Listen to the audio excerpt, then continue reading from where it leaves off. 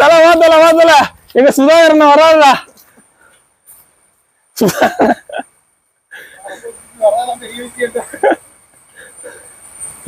எங்க சுதாகரன் வர்றது ரொம்ப கஷ்டம். வேற லெவல் எக்ஸ்பீரியன்ஸ். உடம்பு ஃபிட் இல்ல, ஃபிட் இருந்துச்சுன்னா அசால்ட்டா போயிடலாம். என்ன மாப்பிள,